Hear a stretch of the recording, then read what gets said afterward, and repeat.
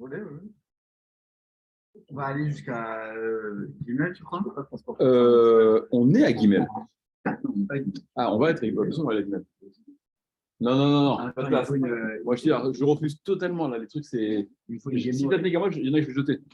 Prenez, Babakama. Il me faut une guémorée, du coup. Hein? Monsieur Zana, bonjour.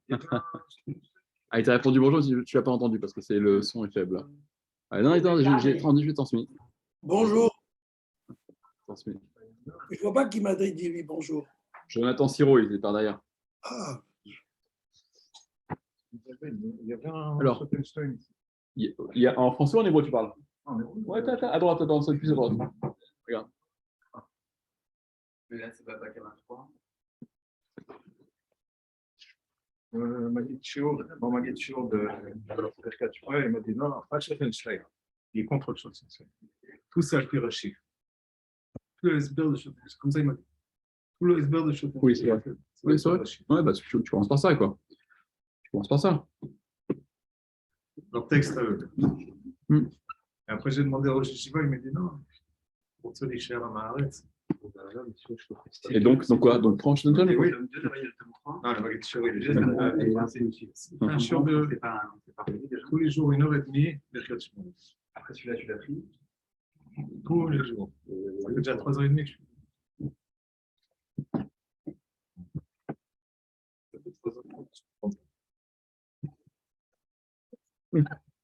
suis. C'est vrai. Non, mais moi, je veux pas intérêt de commencer par Birkat Shmuel. Pas du tout intérêt de commencer par Birkat Shmuel. Non, lui, son chiot, c'est Birkat Shmuel. On n'est pas obligé. Je veux pas intérêt. iPhone 2, c'est Shalom? iPhone 2? C'est qui le Birkat Shmuel? Alors. C'est le Talmud de Raphaël Nibrisk. Bon, aussi, on peut commencer ou pas? Ah, d'accord, ok. Je comprends pour ça. Dis-moi,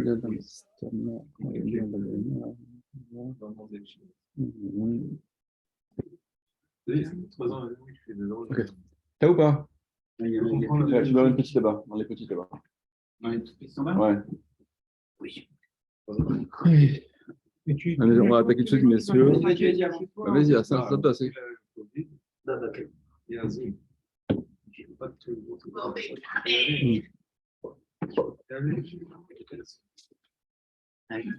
Allez, Rabotaï, c'est bon? Rabotaï, c'est bon ou pas?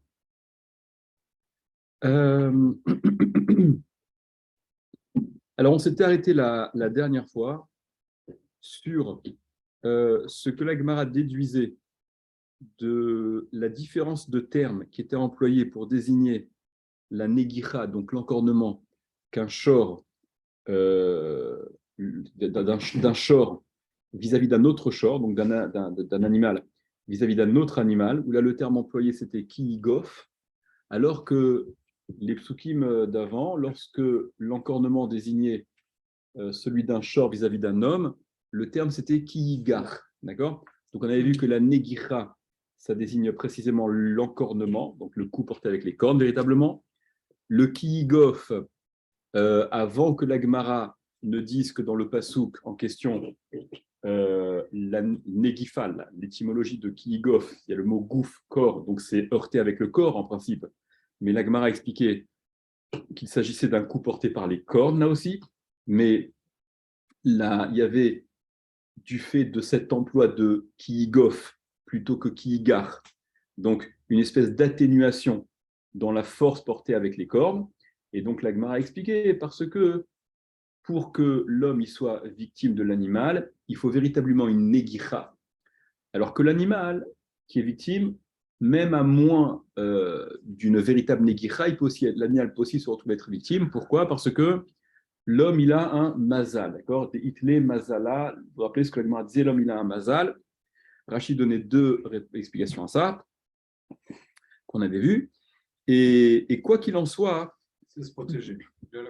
Voilà, ça c'était le premier pirouge de Rachid parce qu'il a du da'at, d'accord? Ça, le mazal, c'était synonyme de da'at, de conscience, il fait plus attention. Donc pour qu'il soit victime, il faut vraiment qu'il y ait une negicha, une volonté vraiment de l'encorner. Et deuxième question, c'était voilà, c'est une histoire une histoire de Mazal, comme je vous avais dit, il y avait le Gileon Hachaz de Rabbi Akiva Eger qui donnait la référence, où Rachid là-bas il parle de Mazal, voilà, un peu plus au niveau plus mystique. Quoi qu'il en soit, la Gemara déduisait de ça aussi que, puisqu'il est plus dur de porter atteinte à un homme qu'à un animal, alors, Mouad la Adam, lo ave Mouad la Behema, le shor qui s'avérait être Mouad vis-à-vis de l'homme, évidemment, à qui peut le plus, peut le moins, il était également Mouad vis-à-vis de l'animal. Par contre, Mouad la Behema, lo ave Mouad la Adam. Si le shor s'était avéré être un shor Mouad, donc il y avait encore né une fois, deux fois, trois fois consécutives, un animal, ok, il n'est pas pour autant mouad vis-à-vis de l'homme, parce que c'est un step, c'est un palier supplémentaire. Et donc, voilà, il n'y a pas de raison de faire. Donc, je vous avais dit qu'on verrait Tosot. Est-ce qu'on voit Tosot ou pas? On va Tosot rapidement, peut-être. Donc, dans les mots, je vous rappelle simplement, c'était voilà, c'était le dernier tiers à peu près de la Gemara. Et donc, c'est ce que la Gemara disait, début de ligne, ou Milta Aga Vouché Kamash Malan. Et donc, on apprend en passant également de cette différenciation de termes qui sont employés que des mouad de la Behema avaient mouad, des mouad de la Adam avaient mouad de la Behema, que le shor qui est mouad, donc qui a été catalogué comme un shor en corner, la Adam vis-à-vis de l'homme, donc il a encore né 3 fois de suite un homme, etc., et qu'il a, ok, avait mouad de la Behema, il est mouad pour la Behema également, ou mouad de la Behema, lo ave mouad le Adam. Par contre, celui qui est mouad pour la BMA n'est pas mouad. Quel Tosfot?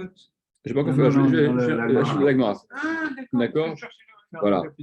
Alors, prenez Tosot. En fait, Tosot vont relever que la Gemara, vous devez sans doute vous en souvenir, dans le Perek Shor Nagar, il y a deux Perek Shor Nagar dans la Gemara, dans Wakama. Le premier, c'est Shor Nagar Dalet Vachamisha, 4 et 5, et l'autre, c'est Shor Nagar et Tapara. Là-bas, il y a Rav Papa qui dit que prenez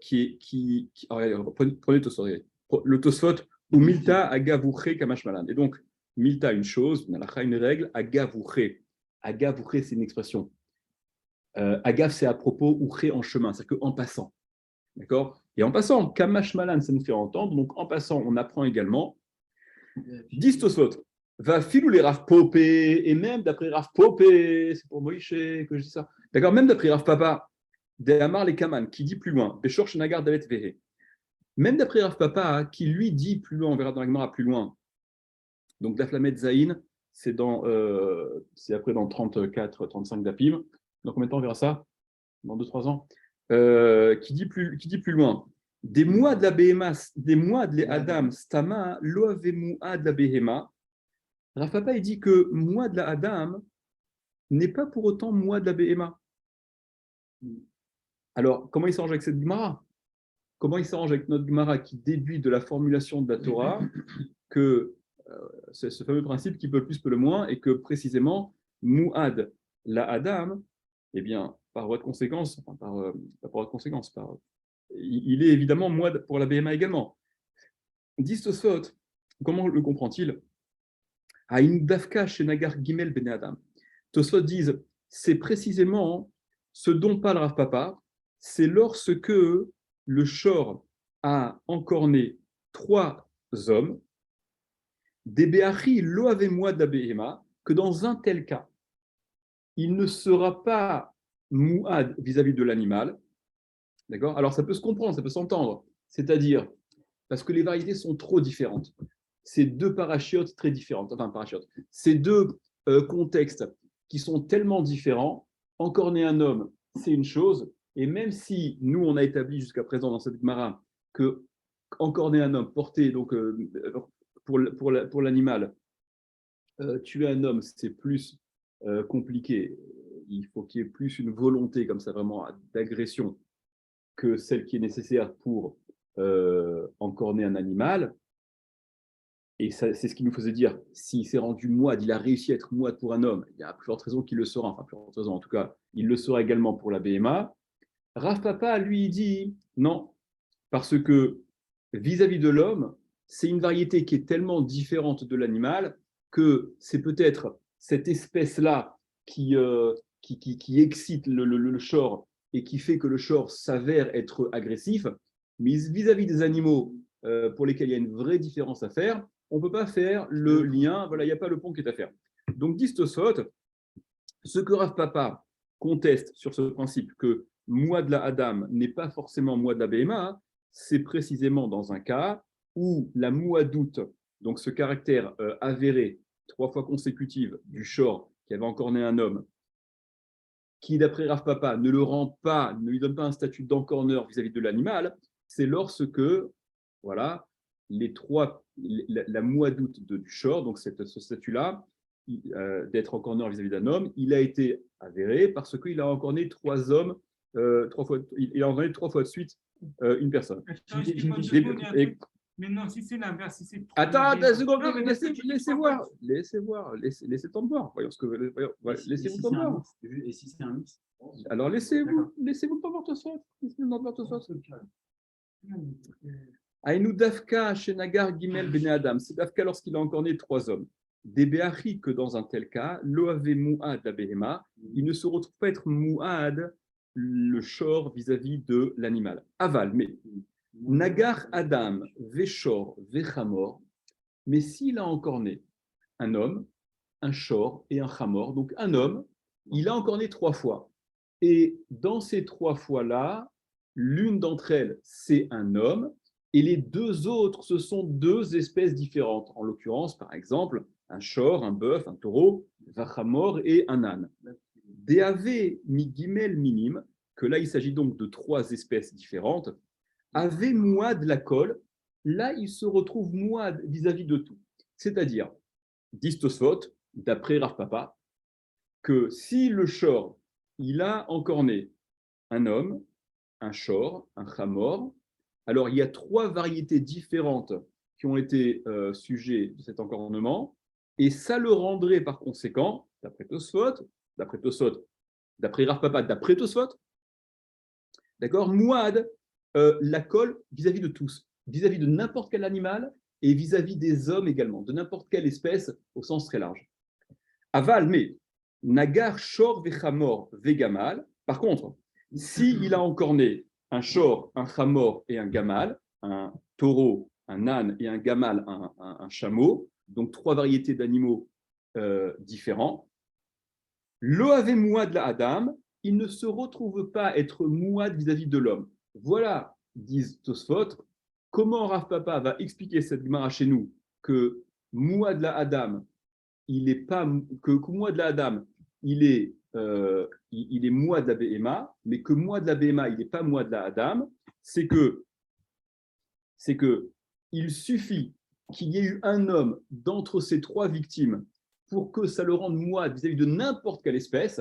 Donc voilà, là où l'homme il pèse plus lourd, les conséquences de l'homme qui a été encorné sont plus grandes que lorsqu'il s'agit d'un animal, parce que si les 3 victimes de ce shor avaient été 3 variétés animales différentes, ça n'aurait pas rendu le shor mouad vis-à-vis de l'homme. Ça le rend mouad vis-à-vis de tous les animaux, mais pas de l'homme. Mais si dans ces 3 variétés, l'une d'entre elles, c'est l'espèce humaine, c'est un homme, alors ça le rend mouad vis-à-vis de l'homme, mais ça le rend mouad vis-à-vis de tous, de toutes les variétés. D'accord ? C'est comme ça que Tosfot explique la lecture de Rav Papa de notre Gemara. Là-dessus, il faut savoir que sur ce Tosfot-là, il y a une couchée à des autres Rishonim qui est évidente. Le Nimouké Yosef, il demande ça, tout ça, Rabbeinu Pérez, je crois. Ils disent, c'est pas possible, c'est impossible. Puisqu'on dit chez nous que porter atteinte à l'homme, c'est plus dur que porter atteinte à l'animal, d'accord ? Comment tu veux qu'avec une fois un homme qui a été encorné et les 2 autres fois ce ne sont que des animaux, comment ça peut le rendre mouad vis-à-vis de l'homme ? C'est contradictoire. Non, ça le rend mouad tout court. Mais c'est quoi tout court ? Tout court vis-à-vis de quoi ? Tout court. C'est un shor mouad. Mais mouad vis-à-vis de qui ? C'est une nature. Non. C'est une nature de mouad. Mais ça va à l'encontre de ce qu'on est en train de dire, a priori. C'est qu'on est en train de dire que un shor n'est avéré comme étant mouad vis-à-vis d'un homme que s'il a encorné 3 fois l'homme. Il est mouad vis-à-vis d'un animal que s'il a encore né 3 fois l'animal, des différentes variétés, on peut faire le truc, ça dépend si c'est différents animaux. Tosot, mais comment voulez-vous, d'après ce principe, que pour être mouad vis-à-vis de l'homme, où c'est quelque chose de, c'est loin d'être évident, d'accord, preuve en est, presque, le shor, il a encore né 3 animaux différents, il ne sera pas mouad vis-à-vis de l'homme, d'accord. Donc, pourquoi en encornant une fois un homme et les 2 autres fois des animaux, pourquoi se retrouverait-il être mouad même vis-à-vis de l'homme? Vis-à-vis, d'accord. Je comprends pas pourquoi, moi je comprends pas pourquoi on est parti du principe que comme l'homme, il a son date et qu'il peut éviter la moadoute de l'animal, dans ces cas-là, c'est plus La négira. La négira Ouais. de l'animal, donc c'est plus compliqué Mhm. pour le short des Oui. mois vis-à-vis d'un homme. Mhm. Alors qu'au contraire, on pourrait dire que l'instinct animal fait que l'autre animal va sentir que le short il est potentiellement moide. Et non, attends, On dit pas un ça. homme, Ouais. un homme, au contraire, face à un animal, il va sentir moins vite et moins facilement. Non, là, tu rentres dans la psychologie animale. La Gemara dit pas ça. C'est pas de la psychologie. Regarde, le date de l'homme ne fait pas la différence avec un animal. je ne veux pas rentrer dans On dit d'ailleurs le comportement animal te dépasse d'ailleurs. Je ne veux pas rentrer dans des discussions qui font appel à de la psychologie animalière. Il faudra demander aux vétérinaires, est-ce qu'ils sont d'accord avec ce que l'Agmara dit? L'Agmara considère ça. Je pars du point de je considère que ce constat de l'Agmara, il est juste. D'accord? Peut-être c'est pas vrai, j'en sais rien, je ne sais pas. Mais je réfléchis par rapport à ça. Donc je ne peux pas dire, je ne peux pas réfléchir sur l'Agmara en remettant en cause ce constat-là que l'homme, il est en principe plus protégé, moins sujet à être victime de l'animal que l'animal ne le serait même de l'animal. Viens, c'est une affaire classée. Après, encore une fois, tu rentres dans de la psychologie animale. J'en sais rien, je ne maîtrise pas, c'est pas mon truc. Non, mais c'est plus facile de prévoir la réaction d'un semblable. T'es hors sujet parce que l'Agmara, on n'est pas dans ce trip-là. Peut-être, intéressant, c'est notre étude. Fais un mercat. Fais l'étude, on n'est plus dans le sujet. C'est hors sujet. Okay. Je ne sais pas, d'accord. Voilà, donc ça, en tout cas, c'est ce que veut dire Tosot. Et je vous dis avec la question des autres Rishonim, Tosot poursuivre, allez, on va continuer avec Gemara parce que voilà, vous verrez la suite du Tosot tout seul. Je vais simplement ramener ce point simplement. La saga de Chol Behema avec moi, la figure de papa, qui était bon, vous continuez à Tosot tout seul si vous voulez. Allez, venez, on continue la Gemara. Ok. Ok. Voilà, Neshira. Allez, on attaque la suite. Donc là, en fait, la Gemara, va expliciter ce qu'on a déjà eu l'occasion de dire depuis un moment. Quels étaient les toladot, les dérivés, donc de chacune des avot nézikim qu'on a évoquées. Et la Gemara, c'est presque de la... Il y a une... comment dire? La Gemara, elle va volontairement présenter des espèces de avamina évidentes qui vont être d'éventualités qui vont être repoussées. On le connaît déjà, on l'a déjà vu. Voilà, la Gemara le dit de façon explicite. Regardez. La Gemara demande, d'entre les 4 toladot dérivés de Keren, donc Keren du Hav Nezikin que représente Keren, la corne.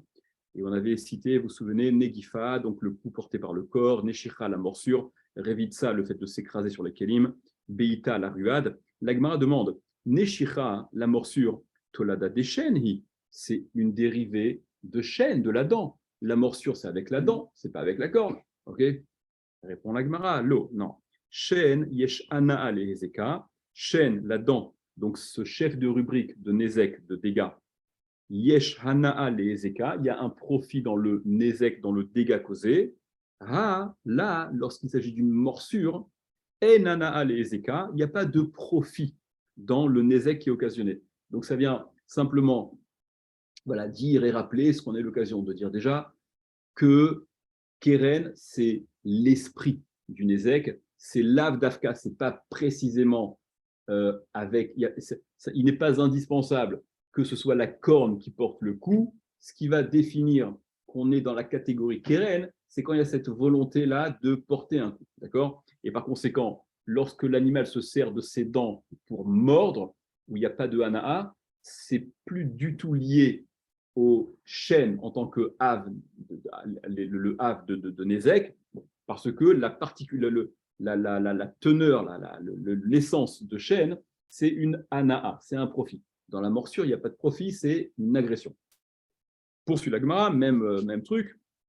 Revitsa ou Beita, quand l'animal va s'asseoir, va écraser les kélim, ou Beita, ou bien avec la ruade. Tolada des régel, ça devrait être une tolada de régel, ça devrait être une tolada de la patte. La Beita, la ruade, évidemment, c'est avec les pattes. Et s'écraser ou marcher sur les kélim, c'est aussi régel. Enfin, c'est pas marcher de façon involontaire, anodine. C'est aller se poser, vraiment les casser. Répond la Gemara, l'eau, non, c'est pas régel non plus, parce que régel et zeka matsui, régel, le nezek, il est matsui, d'accord. Le nezek, il est là, voilà, il suffit simplement de se déplacer pour y aller. Là, c'est pas encore dans le même esprit que ça a été fait. Hané, ces deux cas-là de Revitsa et de Beita, donc quand la BMA va et s'affaisse volontairement pour casser les kélim, d'après Rachid, ou bien lorsqu'il y a la ruade, en ezeka matsui, ce n'est pas quelque chose de hyper fréquent qui est à portée de main à n'importe quel moment, c'est une attitude qui sort de ce cadre.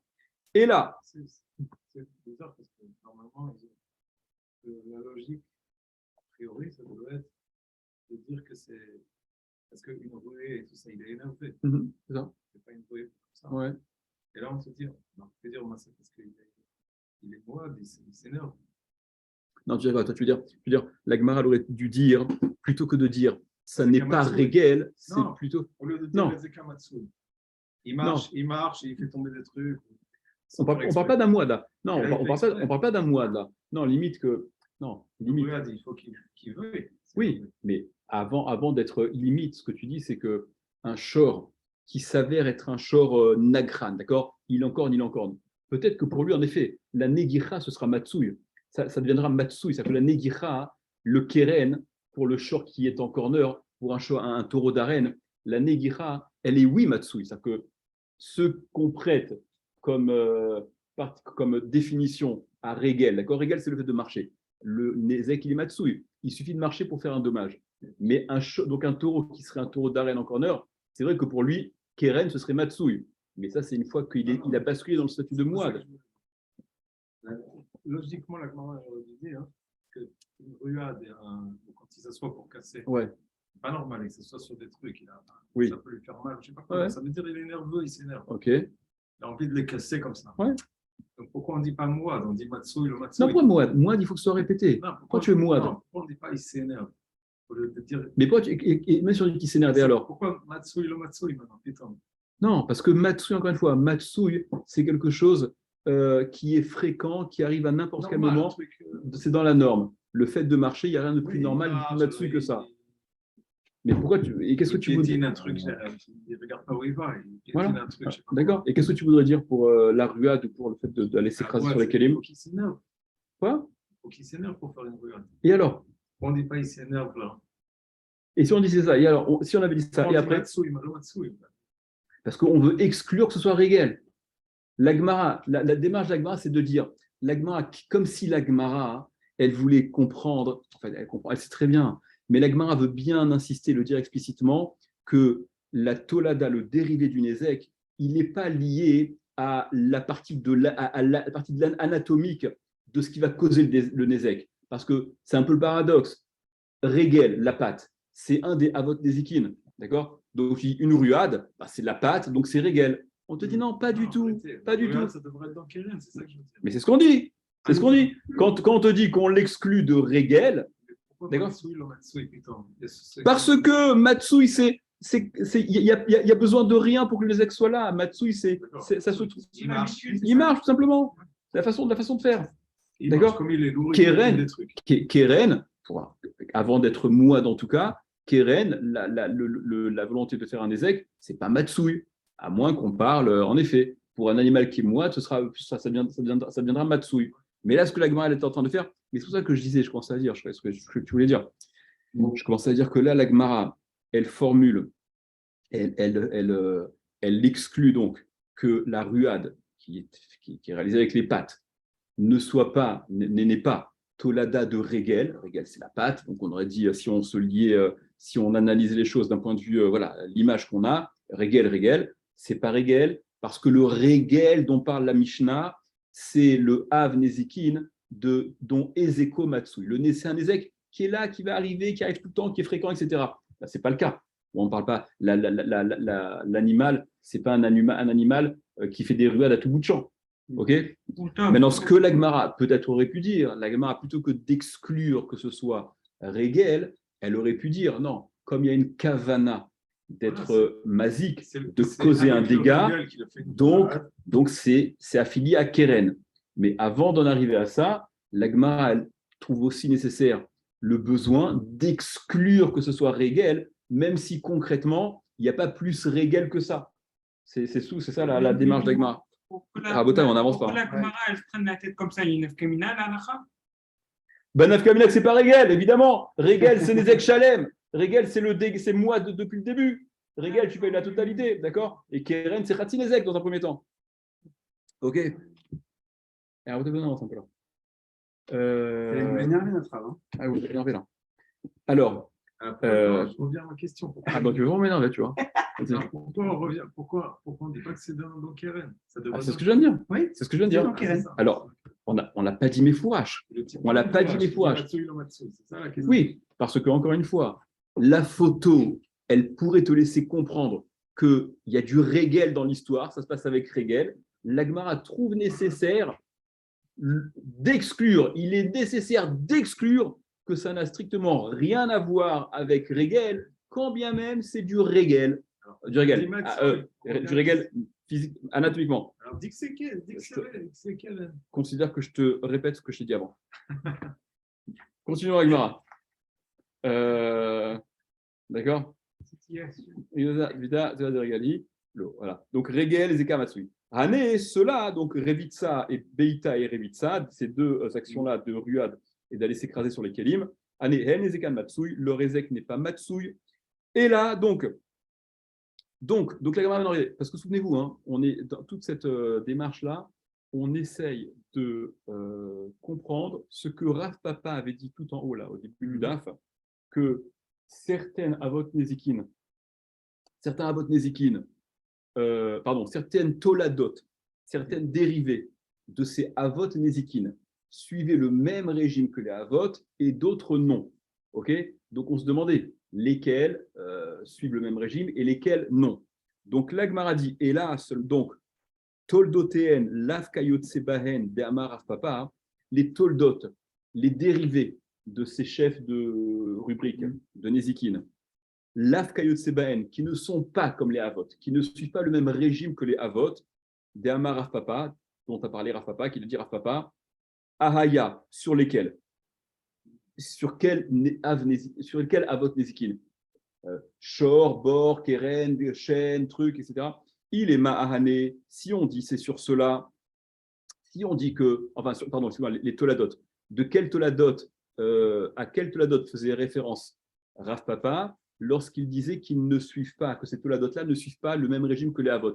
Si nous disions qu'il s'agit de ces quatre Toladot, Negifa, Neshicha, heurter avec le corps, mordre, ruade, s'écraser, etc. Maïshana, quelle est la différence? Maïshana, Keren de Kavanato Leazik, ou Mamoncha Veshmirato Alecha. Keren, le propre de Keren, le Hav Nezek représente Keren, la corne. C'est quoi? Qu'est-ce qui le définit? Des Kavanato Leazik. La Kavana, c'est de causer un dégât. Ou Mamoncha, et c'est ton argent, c'est ton patrimoine, ça t'appartient. Ou Shmirato Alecha, et la surveillance, elle t'incombe à toi. Hanenami, cela aussi. Quand le dégât est causé par une ruade ou par une revitsa ou par une morsure, etc., Kavanatan Neazik, c'est exactement la même chose. Il y a une volonté là aussi de causer un dégât. Ou Mamoncha Veshmiratan Alecha. Et c'est ton bien, c'est ton mammon, c'est ce qui t'appartient. Donc c'est de ta responsabilité. Ou Shmiratan Alecha. Et leur surveillance, elle est sur toi, elle repose sur toi. Tu en es responsable. Donc il n'y a pas de raison de dire que la différence entre les toladot et le hav nézikine dont débouchent ces toladot, pour lesquels il y aurait donc une différence, il n'y a aucune raison de dire que c'est les toladot de Keren, parce que là, les toladot qui ont été évoquées de Keren, elles sont strictement dans le même esprit, dans le même cadre, définies de la même façon que Keren l'est. Ok? Et là, donc, Tolada de Keren, qu'est Keren? Tolada de Keren, c'est comme Keren. Ce n'est pas au sujet de Keren que Rav Papa a dit qu'il y avait une différence à faire. On continue. Vechi ke amar Rav Papa. Et donc, ce qu'aurait dit Rav Papa, qu'il y a parfois des différences à faire, Hachen Veregel, c'est sur Shen et Regel. La Gemara va tenter de dire que la différence entre les toladot, les dérivés, par rapport à leur avot et nezikin, dont sont issus ces dérivés, ça concerne Shen, la dent, Veregel, la pâte. Alors déjà, la Gemara demande, la Gemara rapporte, Shen Veregel, Echa activé, Shen et Regel, Echa activé. Où c'est écrit au fait? Où c'est marqué Shen et Regel? Vous vous rappelez? Je vous relis encore dans le passage peut-être rapidement. Bon, on l'a déjà vu, c'est pas la peine.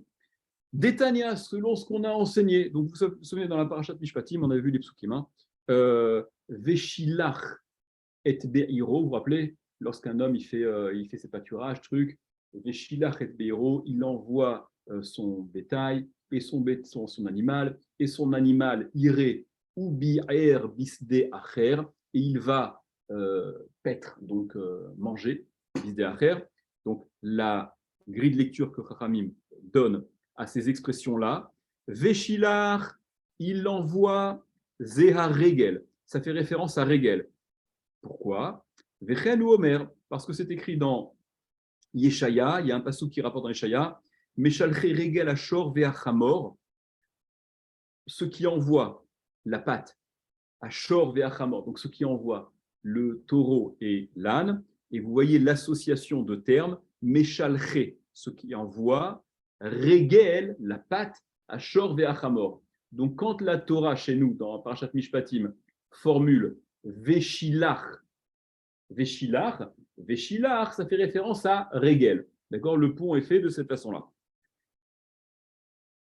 Ou bier zoachen, maintenant la suite du passou, Veshilach et Beiro nana ou bier bisde acher, les vaer c'est détruire, hein, et ça fait référence donc ou bier bisde acher, ou bier on dit zoachen c'est la dent.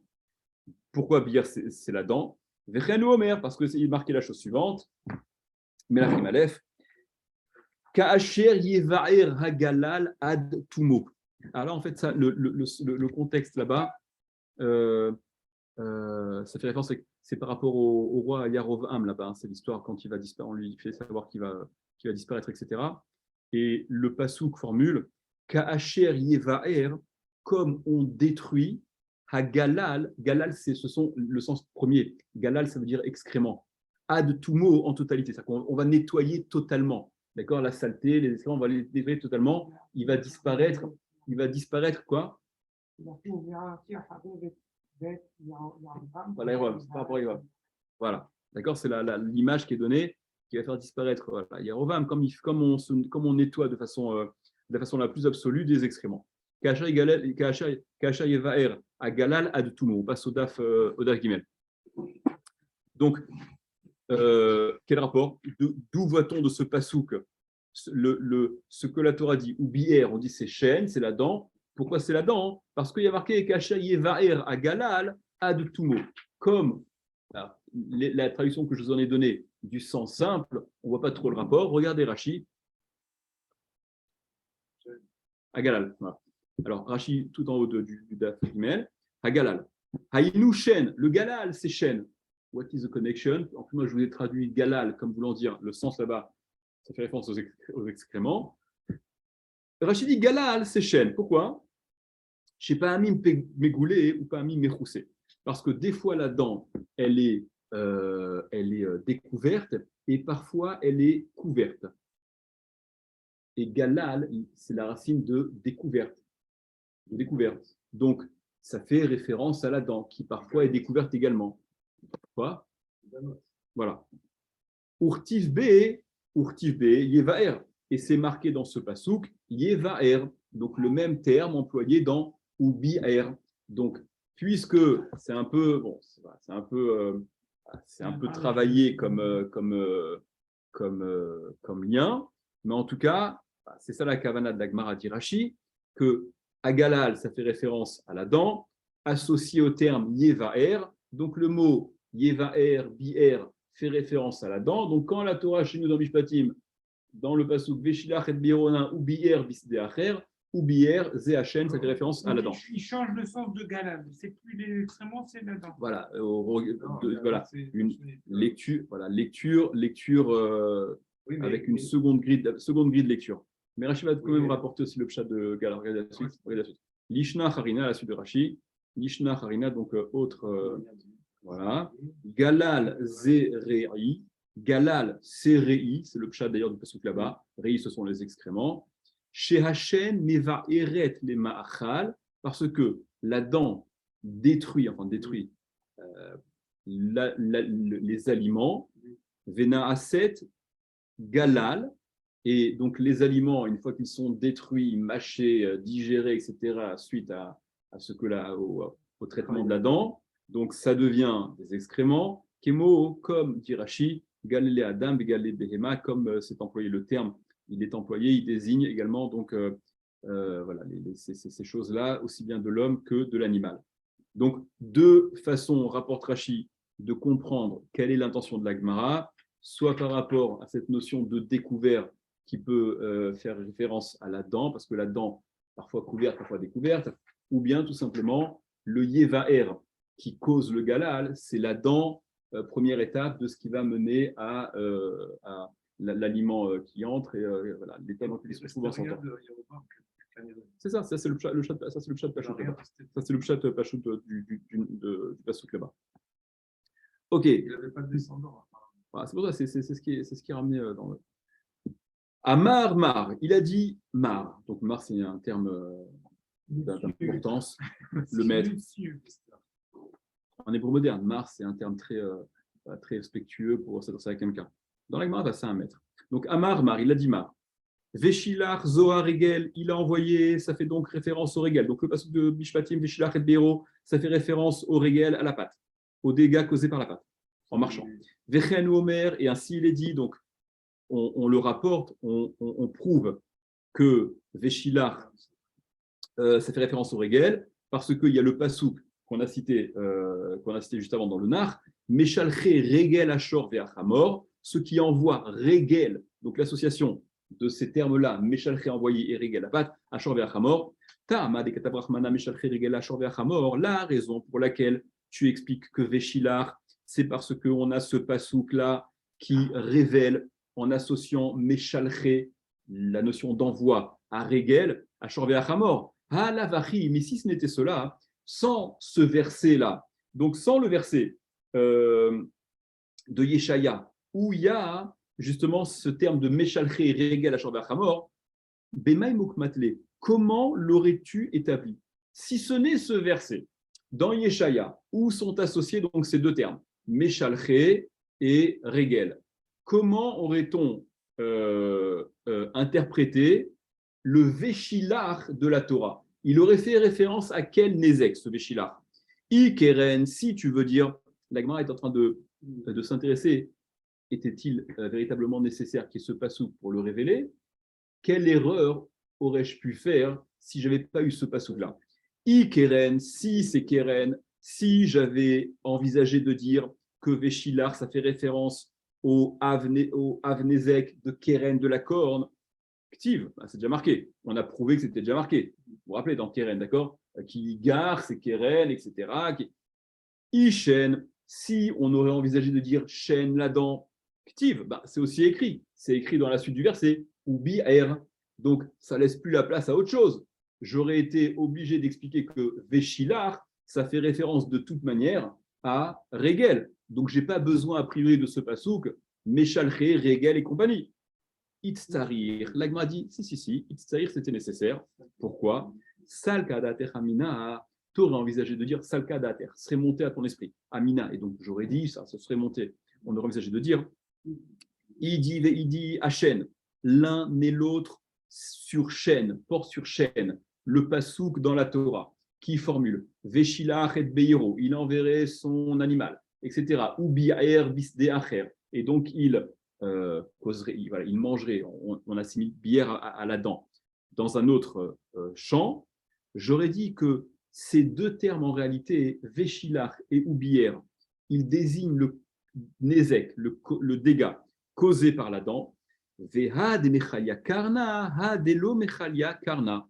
Seulement, j'aurais dit le terme Oubière, Biur Chametz, c'est une destruction totale. ça fait référence aux dégâts causés par la dent, mais dégâts des mechalia karna, où on anéantit, on cause un dégât, la dent cause un dégât, mechalia, anéanti, karna. Karna, c'est keren, c'est-à-dire ce qu'il y a, la chose qui a été abîmée, qui a été sujet à ce dommage.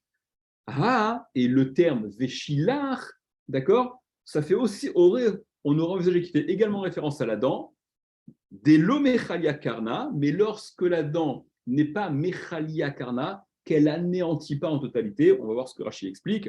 Kamashmalan, c'est ce que vient apprendre le pasouk Meshalche Regel Ashor Ve'achamor, que l'association de Meshalche à Regel vient donc te mettre l'éclairage sur le début du pasouk Veshilach et Beiro, que le Veshilach, c'est non pas la dent dans une mesure où le dégât ne serait pas total, des Lomechaya Karna, mais Veshilach, ça fait référence à Regel. Alors, avant de Rashi, je vous dis simplement, vous avez remarqué que dans la façon dont je vous ai présenté cette Ava Amina, la façon dont j'aurais dit, je vous ai dit, j'aurais expliqué que Veshilach, ça fait référence au Nézek de chêne des Lo Mechalia Karna, où on n'anéantit pas complètement ce qui a été objet à ce dégât, d'accord, la rangée d'herbes, de récoltes, etc., qui auraient été mangées, et ou bi'er, ça aurait fait référence aux dégâts de chêne, où là, il y aurait, oui, eu un Mechalia Karna, où il y aurait eu la totalité qui aurait été détruite, et avec une perte sèche. Alors, pourquoi je fais dépendre Mechalia Karna, perte totale de Oubière, et perte pas totale de Veshilar, simplement par rapport à l'étymologie du terme, Oubière, et c'est pour ça que je voulais rapporter par rapport à Biou Hametz, parlant dans nos têtes, d'accord, où là, il s'agit véritablement d'une destruction totale. Et donc, on aurait pu envisager que les deux termes, en réalité, ils font référence à chêne, mais dans des mesures différentes. Que ce n'est pas nécessaire pour être trayable de chêne, qui est la totalité, que ce soit complètement détruit, mais même détruit à peu près, c'est aussi un cas où on est chayav. D'accord? Regardez Rachid. Troisième ligne de Rachid. Alors, il dit, l'un et l'autre, c'est-à-dire les deux termes, Veshilach et Oubier. Veshilach Oubier, donc il a envoyé, Oubier, et il a donc l'animal, il a détruit. Tarvayou, les deux termes, j'aurais envisagé qu'ils font référence à chêne, qu'ils s'appliquent sur chêne, sur le dégât de chêne. Veshilach echad elo kalia karna. Donc le Veshilach, il serait venu pour le chiyuv, pour rendre chayav, lorsque des lo chalia karna, on n'a pas complètement anéanti, l'animal n'a pas complètement anéanti l'objet de son dégât, justement. Des mashma kegon sheachla aruga, par exemple, elle aurait mangé une aruga, c'est une bande comme ça, les cultures, elles sont en ligne comme ça, donc une aruga, une partie. Vesofo larzor velitzmoar, mais cette partie qu'elle a mangée est appelée à repousser par la suite, donc c'est pas complètement foutu. Aval lokitrila, mais pas comme au début. Donc ce qu'il faudrait payer, c'est la différence entre ce que ça va repousser et ce que ça aurait poussé s'il n'avait pas été endommagé. Oubi'er, et le terme oubi'er, hayinu, c'est quoi? Echa de mechalia karna, lorsque la destruction totale, des mashma ou bière, parce que le terme ou bière s'entend chez Mevaer les gamrés, qu'on détruit totalement. D'accord? Il y a cette connotation que vous connaissez d'ailleurs par ailleurs, voilà, qui désigne une destruction totale. Maintenant, regardez ce que dit Rashi.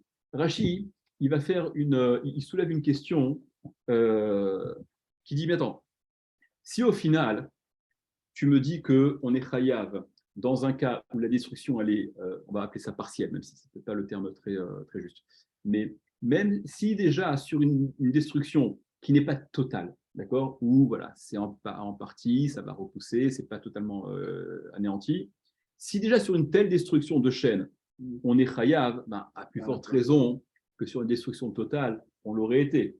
Donc, comment donc, le pasouk qui inclut les deux, c'est ça? C'est-à-dire que la question de Rachid. Mais attention, la question, parce que regardez, ne perdez pas de fil le mahalach, ne perdez pas de fil la démarche dans laquelle on est. Là, on est simplement dans la Hava Amina. On est dans j'aurais interprété Véchilach et Oubier comme faisant référence les deux à Shen. Et donc à Shen, mais dans ces différents contextes. Rachid a une question sur la logique de la Gemara. Sur Rachid a une question sur la logique de cette Amina Birlal. Comment aurais-je pu envisager que l'un puisse faire référence à une destruction partielle et l'autre à une destruction totale? Parce que si sur une destruction partielle, je suis chayav, à plus forte raison que je suis chayav sur une destruction totale, et donc j'aurais dû me contenter de n'indiquer que le chiyuv de la destruction partielle, et j'aurais déduit que la destruction totale, évidemment. Donc c'est quoi cette Amina de dire que j'aurais dit les deux, ça fait référence à Shen, dans les mots, Rachid. Et si tu poses la question, mais comment, Bichlal, y a-t-il place à cette hypothèse? Echa, comment? Matzilimema, je peux dire, on est en situation de pouvoir dire, on aurait pu envisager. Idi, que l'un et l'autre, les Shilach et Oubier, Hachen, ça porte sur Shen, Ad Mechalia Karna, Vead Elo Mechalia Karna, le cas où ça détruit totalement et le cas où ça ne détruit pas totalement. Nirtov Chad, écrire uniquement l'un, on aurait écrit uniquement un. Les Echad et Lo Mechalia, quand ça n'est pas une destruction totale, Deli Chayev, qu'il est Chayav sur ce cas-là, et Kol Sheken, et à plus forte raison. Echad et Kalia, quand c'est tout détruit. Donc, cette hypothèse-là, cette Ava Amina, elle ne tient pas la route, dit Rashi apparemment. Taritz, donc réponse. En fait, c'est un raisonnement guémaratique qu'on connaît, hein, c'est un truc que vous connaissez déjà, je pense. On voit ça dans Kiddushin au début. Ime Haikra, la réponse est que non. Parce que si c'était de ce verset-là, si la Torah n'avait employé qu'un seul terme, Ava Amina, j'aurais dit, Haï, ce terme employé qui définit le Nézek de Shen, le dégât occasionné par la dent, Atil et Echad et Mechalia, j'aurais dit qu'il vient pour désigner le cas où le dégât est total. Aval, mais l'Omechalia, dans un cas où le dégât n'est pas total, on n'anéantit pas totalement, l'eau, j'aurais dit non, on n'est pas chayav. J'aurais expliqué, d'accord, Enbo et la chidusho, j'aurais dit, je n'aurais pu déduire de façon certaine que la Torah rend chayav que dans un cas où le dégât est total. Car par conséquent, Ika les mémar, il y a lieu de dire Vadaï, Idiv et Idi, donc on est bien. Donc cette hypothèse de la Gemara, elle n'est pas bidon, elle s'entend. En l'occurrence, de dire, d'envisager que Idiv et Idi, les deux termes, l'un et l'autre, Veshilach et Oubier, Hachen porte sur Shen, il a des katavrachmana, Meshalche, Regel, Ve'ashor. Si ce n'est que la Torah, dans les Nélim, par ailleurs, dans Yeshaya, avait écrit le pasuk Meshalche, Regel, Hashor, Ve'achamor, où le terme Meshalche, il est juxtaposé à Regel, et qui me permet donc de comprendre que le terme Veshilach, voilà, ça désigne Regel et non pas Shen. Bon, c'est un mécanisme de logement qu'on connaît, ça ne vous est pas étranger ce truc-là. Voilà, là-dessus aussi, sur ce Rashi, il y a aussi des choses à dire, mais on va continuer. On va continuer.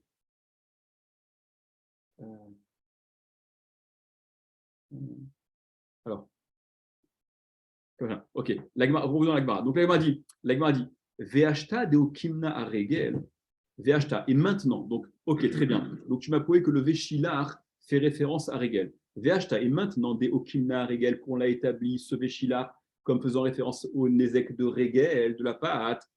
Shen delo mechalia karna, minalan. Alors finalement, le chiyuv de Shen, où l'anéantissement, la destruction n'est pas totale, minalan, d'où sait-on? Parce que finalement, Shen n'est plus défini que par oubière, par il détruit, mais oubière, il y a une notion de destruction totale. Donc peut-être que le chiyuv de Shen ne se pose, n'est donné dans la Torah que lorsque c'est mechal yakarna, que lorsque la destruction elle est totale. D'où sait-on que même si la destruction n'est pas totale, on est chayav des causés par la dent de son animal, par Shen, enfin, quand il y a une volonté de tirer un profit.